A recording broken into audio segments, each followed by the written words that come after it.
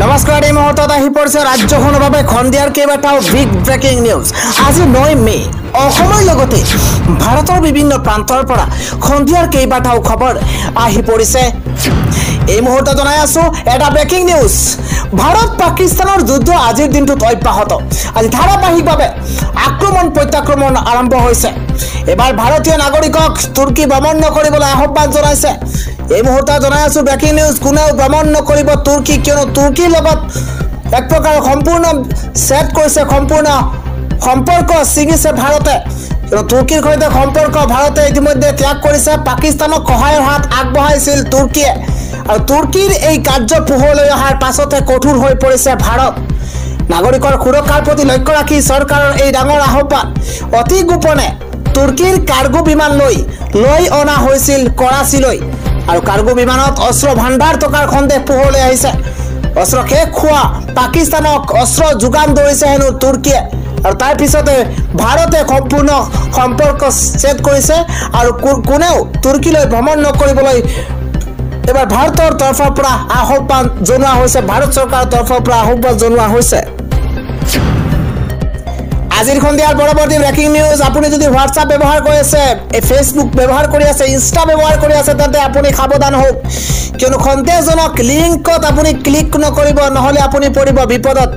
বন্ধ কৰি থওক আপোনাৰ মোবাইলৰ লোকেশ্যন, কিয়নো হোৱাটছআপ, ফেচবুক, ইনষ্টা ব্যৱহাৰ কৰোঁতে আপুনি 10 বাৰ চিন্তা কৰক। বন্ধ কৰি থওক আপোনাৰ লোকেশ্যন। ইতিমধ্যে প্ৰতিৰক্ষা বিভাগৰ তৰফৰ পৰা দেশবাসীলৈ সতৰ্কতা জাৰি কৰা হৈছে। সন্মুখত যদি 0 টকাৰ নম্বৰ দি আপোনালৈ ফোন আহিছে, তেন্তে আপুনি ভুলতো ৰিচিভ নকৰিব। লগতে সন্মুখত +92 থকা নম্বৰৰ পৰা যদি কল আহিছে, আপুনি ৰিচিভ নকৰিব। কোনো ধৰণৰ লিংক হোৱাটছআপ নাইবা ফেচবুক, ইনষ্টাত ক্লিক কৰোঁতে 100 বাৰ চিন্তা কৰক। পাকিস্তানে চাইবাৰ এটেক কৰাৰ নতুন পৰিকল্পনা ৰচনা কৰিছে। সামৰিক শক্তিৰে নোৱাৰি এইবাৰ নিৰ্লজ্জ পাকিস্তানৰ নতুন পৰিকল্পনা। ভয়াতুৰ পাকিস্তানৰ ভাৰতত চাইবাৰ আক্ৰমণৰ পৰিকল্পনা। সমগ্ৰ ভাৰতৰ জনতাক সতৰ্ক হৈ থকাৰ বাবে আহ্বান জনোৱা হৈছে। আজিৰ সন্ধিয়াৰ পৰৱৰ্তী ব্ৰেকিং নিউজ। আজি জুমাৰ নামাজৰ পাছতে ওলাই আহিছে ৰাজপথত আজি হাজাৰ হাজাৰ লোক, আৰু পাকিস্তান মুৰ্দাবাদ ধ্বনিৰে এইদৰে আজি জুমাৰ নামাজৰ পিছতে ইছলাম ধৰ্মাৱলম্বী লোকসকলক ৰাজপথত ওলাই অহা পৰিলক্ষিত হৈছে। হাতে হাতে তিৰংগা লৈ, ফ্লেগ লৈ গুৱাহাটীৰ ৰাজপথত ইছলাম ধৰ্মাৱলম্বী লোক জুমাৰ নামাজৰ পিছতে এইদৰে ওলাই আহিছে। পাকিস্তান মুৰ্দাবাদ ধ্বনি দিয়া পৰিলক্ষিত হৈছে ৰাজপথত। এই মুহূৰ্তত বিগ নিউজ। হাতে হাতে জাতীয় পতাকা লৈ শত্ৰু ৰাষ্ট্ৰ পাকিস্তানৰ বিৰুদ্ধে প্ৰতিবাদ সাব্যস্ত কৰিছে। জাতীয় পতাকা লৈ শত্ৰু ৰাষ্ট্ৰ পাকিস্তানৰ বিৰুদ্ধে তীব্ৰ প্ৰতিবাদ সাব্যস্ত কৰিছে। ছমাইল মছজিদৰ সন্মুখত দেখা গৈছে এক দৃশ্য। পাকিস্তান মুৰ্দাবাদ ধ্বনি দি এবাৰ উত্তাল কৰি তুলিছে ৰাজপথ। আৰু এটা বিগ নিউজ হৈছে দিল্লী ক্ৰিকেট ষ্টেডিয়াম বোমাৰে উৰুৱাই দিয়াৰ ভাবুকি দিছে পাকিস্তানৰ তৰফৰ পৰা। ভাবুকি পৰা ইমেইল প্ৰদান কৰা হৈছে।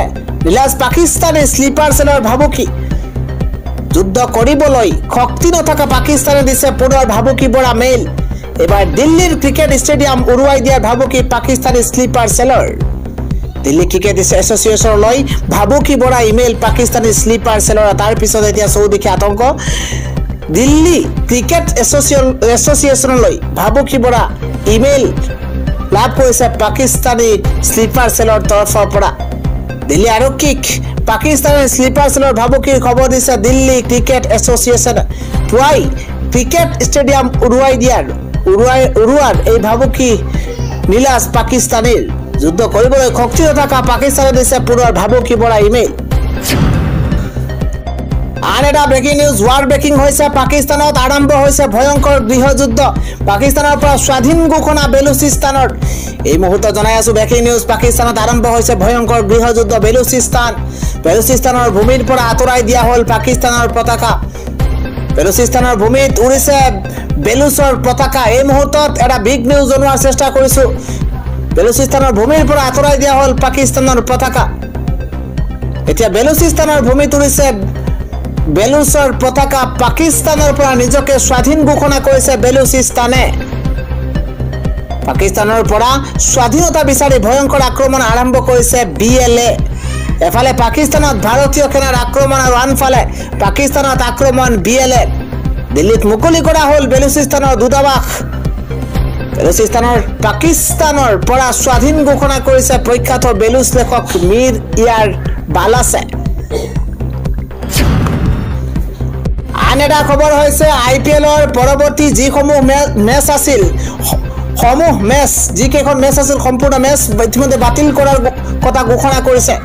IPLৰ পৰৱৰ্তী সকলো মেচ বাতিল কৰা হৈছে কিয়নো ভাৰত পাকিস্তানৰ যি যুদ্ধ আৰম্ভ হৈছে সেই যুদ্ধৰ মাজতে আৰু এটা ডাঙৰ খবৰ কিয়নো IPLৰ পৰৱৰ্তী সকলো মেচ ইতিমধ্যে বাতিল কৰা হৈছে। 12খন মেচ অনুষ্ঠিত নোহোৱাকৈয়ে বাতিল হ'ল IPL। পাকিস্তানৰ বিৰুদ্ধে ভাৰতীয় সেনাৰ অভিযানৰ বাবে বাতিল কৰা হৈছে IPL। বিদেশৰ সকলো খেলুৱৈক শীঘ্ৰেই ঘৰলৈ উভতাই পঠিয়াব ভাৰত চৰকাৰে। 25 মেত আছিল ভাৰতৰ বহু প্ৰতীক্ষিত IPLৰ ফাইনেল মেচখন আৰু তাৰ মাজতে এইবাৰ IPLৰ মেচ বাতিল কৰা হৈছে। শেহতীয়া পৰিস্থিতিৰ প্ৰতি লক্ষ্য ৰাখি মেচ বাতিল কৰা হৈছে। 25 মেত আছিল ভাৰতৰ বহু প্ৰতীক্ষিত IPLৰ বিগ ফাইনেল মেচ আৰু IPLৰ পৰৱৰ্তী সকলো মেচ ইতিমধ্যে বাতিল কৰা হৈছে। আজিৰ ঘণ্টা বিগ ব্ৰেকিং নিউজ। সেনাৰ অভাৱত পাকিস্তানত হাহাকাৰ লাগিছে। আধাৰ কাৰ্ডৰ আধাৰত নতুন সেনা নিযুক্তি আৰম্ভ পাকিস্তানত। এই মুহূৰ্তত বিগ নিউজ জনোৱাৰ চেষ্টা কৰিছো। ইছলামাবাদত সেনাৰ জৰুৰীকালীন ভৰ্তি আৰম্ভ হৈছে। অধিক ভয়াৱহ হৈ পৰিছে পাকিস্তানৰ পৰিস্থিতি। এই মুহূৰ্তত ডাঙৰ খবৰ জনোৱাৰ চেষ্টা কৰিছো। নিৰাপত্তাৰক্ষীৰ জৰুৰী নিযুক্তিৰ ঘোষণা। নাই গোলা বাৰুদ, অস্ত্ৰ শস্ত্ৰ, নাই কোনো সেনা। আৰু এই মুহূৰ্তত শ পাক সেনাৰ পদত্যাগৰ পাছতে আৰম্ভ হৈছে সেনাৰ। এই মুহূৰ্তত ডাঙৰ খবৰ, নিৰাপত্তা বাহিনীয়ে পদত্যাগ কৰাৰ পাছতে ইছলামাবাদত আৰম্ভ জৰুৰীকালীন নিযুক্তি। কেৱল ID কাৰ্ডৰ আধাৰতে নিযুক্তি দিব পাক চৰকাৰে। সেনাৰ পদত্যাগৰ পিছত সংকটত পৰিছে পাকিস্তানৰ নিৰাপত্তা। কেৱল NADRA কাৰ্ড থাকিলেই সেনাত যোগদান কৰিব পাৰিব পাকিস্তানৰ নাগৰিকে। ইছলামাবাদ জিলা উপায়ুক্তই জাৰি কৰিছে বিশেষ নিৰ্দেশনা। আন এটা গুৰুত্বপূৰ্ণ খবৰ হৈছে পাকিস্তানে লুকুৱাই ৰখা পৰমাণু ঘাটিত এবাৰ তথ্য উদ্ধাৰ কৰা হৈছে। বিখাৰী পাকিস্তানে গোপনে ৰখা পৰমাণু ঘাটিৰ তথ্য উদ্ধাৰ। এই মুহূৰ্তত ডাঙৰ খবৰ জনোৱাৰ চেষ্টা কৰিছে কোৱাড ব্ৰেকিং। পাকিস্তানে ক'ত লুকাই ৰাখিছে পৰমাণু বোমা আৰু ছেটেলাইট ইমেজত প্ৰকাশ পাইছে সকলো তথ্য। পৰমাণু মাৰণাস্ত্ৰ ভিন্ন স্থানত লুকুৱাই ৰাখিছে পাকিস্তানে। ভূগৰ্ভৰ ভিতৰতে পাৰমাণৱিক শক্তি ভাণ্ডাৰ লুকুৱাই ৰাখিছে। ভূগৰ্ভৰ ভিতৰতে পাৰমাণৱিক শক্তি ভাণ্ডাৰ লুকুৱাই ৰাখিছে আৰু 5টাকৈ সম্ভাৱ্য স্থানৰ ঠিকনা আহিছে পোহৰলৈ। সেনাৰ কেম্পৰ ভিতৰতে ভূগৰ্ভত পাৰমাণৱিক শক্তি লুকুৱাই ৰখাৰ সম্ভেদ লাভ কৰা গৈছে। বিখাৰী পাকিস্তানে গোপনে ৰখা পাৰমাণৱিক ঘাটিত তথ্য উদ্ধাৰ কৰা হৈছে। কেন্দ্ৰৰ নিৰ্দেশত এক্সে ভাৰতত বন্ধ কৰিছে 8,000ৰো অধিক একাউণ্ট। ইলন মাস্কৰ ছ'চিয়েল মিডিয়া সংস্থা এক্সে ভাৰতত 8,000ৰো অধিক একাউণ্ট ব্লক কৰি দিছে। এই সকলোবোৰ একাউণ্ট বন্ধ কৰিবলৈ কেন্দ্ৰীয় চৰকাৰে এক্সক নিৰ্দেশ দিছে।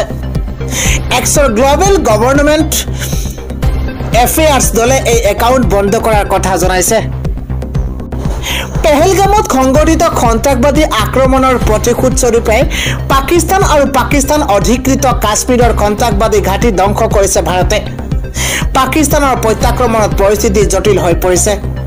এই উত্তেজনাপূৰ্ণ পৰিস্থিতিত বিভিন্ন এক্স একাউণ্টৰ জৰিয়তে উত্তেজনা বিয়পোৱাৰ অভিযোগ উত্থাপন হৈছে আৰু সেইবাবেই ইয়াক বন্ধ কৰাৰ নিৰ্দেশ দিয়া হৈছে। এই আদেশ অমান্য কৰিলে এক্সৰ বিৰুদ্ধেও কঠোৰ ব্যৱস্থা গ্ৰহণৰ কথা সকীয়াই দিয়া হৈছে। এই সন্দৰ্ভত এক্সৰ এটা পোষ্টত লিখা হৈছে, এক্সে ভাৰত চৰকাৰৰ পৰা 8,000ৰো অধিক একাউণ্ট বন্ধ কৰাৰ নিৰ্দেশ পাইছে। এই নিৰ্দেশ যদি এক্সে নামানে তেন্তে বৃহৎ পৰিমাণৰ জৰিমনা বিহা হ'ব আৰু স্থানীয় কৰ্মীসকলক কাৰাগাৰত ভৰোৱা হ'ব বুলিও কেন্দ্ৰই সকীয়াই দিছে। এই আদেশ মানি চলি এক্সে ইতিমধ্যে এক্সৰ একাউণ্ট বন্ধ কৰিবলৈ আৰম্ভ কৰিছে। এক্সে উল্লেখ কৰিছে যে এই একাউণ্টসমূহ কেৱল ভাৰততহে বন্ধ কৰা হ'ব কিন্তু এক্সে এই একাউণ্ট বন্ধ কৰাৰ ক্ষেত্ৰত ভাৰত চৰকাৰৰ সৈতে একমত নহয় বুলি উল্লেখ কৰিছে পেহেলগামত সংঘটিত সন্ত্ৰাসবাদী আক্ৰমণৰ পিছৰে পৰা ছ'চিয়েল মিডিয়াৰ জৰিয়তে উত্তেজনা বিয়পোৱাৰ অভিযোগ উত্থাপন হৈছে পাকিস্তানৰ পৰা বিভিন্ন চেনেলৰ জৰিয়তে ভাৰত বিৰোধী বাৰ্তা প্ৰচাৰ কৰা বুলি অভিযোগ উত্থাপন কৰিছে ভাৰতে আৰু ইয়াৰ পিছত ভাৰতত কেইবাটাও Pakistani social media account block কৰা হৈছে সেই তালিকাত পাকিস্তানী মন্ত্ৰী আৰু বিষয়াৰ লগতে কেইবাজনো ৰাজহুৱা ব্যক্তিত্বও আছে